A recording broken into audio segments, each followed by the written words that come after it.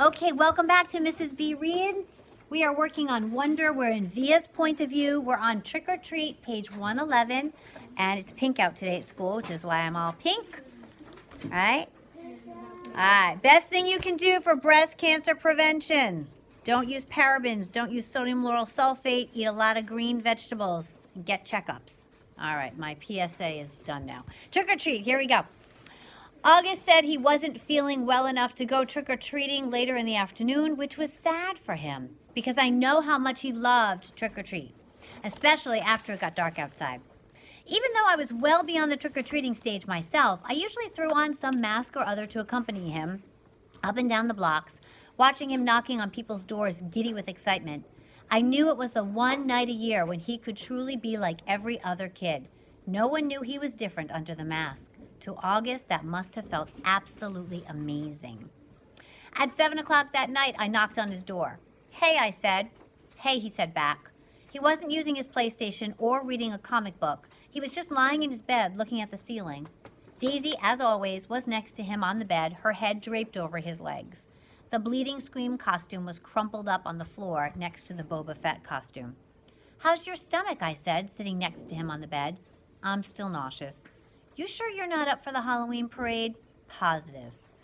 This surprised me. Usually August was such a trooper about his medical issues, whether it was skateboarding a few days after a surgery or sipping food through a straw when his mouth was practically bolted shut.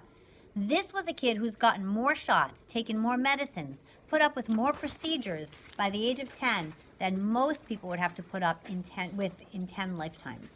And he was sidelined from a little nausea? So here's a character who's acting differently than he typically acts. What do we call that? Contrast and contradiction. And that can lead to plot development or conflict. So as we read this, of course, we're always on the lookout for notice and note signposts. So that hustle and bustle you hear is my kids getting sticky notes. Hey, didn't it say to get sticky notes? Yeah. All right. Stick a sticky note right there. Contrast and contradiction. Here we go. I'm going to keep reading. You guys use your sticky notes quietly. You want to tell me what's up, I said, sounding a bit like Mom. No. Is it school? Yes. Teachers, schoolwork, friends? He didn't answer. Did someone say something? I asked. People always say something, he answered bitterly. I could tell he was close to crying. Tell me what happened, I said. And he told me what happened. He had overheard some very mean things some boys were saying about him. He didn't care what the other boys had said. He expected that. But he was hurt that one of the boys was his best friend, Jack Will. I remembered his mentioning Jack a couple of times over the past few months. I remembered Mom and Dad saying he seemed like a really nice kid, saying they were glad August had already made a friend like that. Sometimes kids are stupid, I said softly, holding his hand. I'm sure he didn't mean it. Then why would he say it? He's been pretending to be my friend all along. Tushman probably bribed him with good grades or something. I bet you he was like, hey, Jack, if you make friends with the freak, you don't have to take any tests this year. You know that's not true, and don't call yourself a freak. Whatever. I wish I'd never gone to school in the first place. But I thought you were liking it. I hate it. He was angry all of a sudden, punching his pillow. I hate it, I hate it, I hate it. He was shrieking at the top of his lungs. I didn't say anything. I didn't know what to say. He was hurt. He was mad. I let him have a few more minutes of his fury. Daisy started licking the tears off of his face. Come on, Augie, I said, patting his back gently.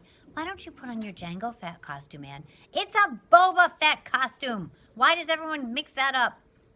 Boba Fett costume, I said, trying to stay calm. I put my arm around his shoulders. Let's just go to the parade, okay? If I go to the parade, Mom will think I'm feeling better and make me go to school tomorrow. Mom would never make you go to school, I answered. Come on, Augie, let's just go. It'll be fun, I promise. And I'll let you have all my candy. He didn't argue. He got out of bed and slowly started pulling on his Boba Fett costume. I helped him adjust the straps and tighten the belt. And by the time he put his helmet on, I could tell he was feeling better. Time to think. Ooh, don't forget to like and subscribe.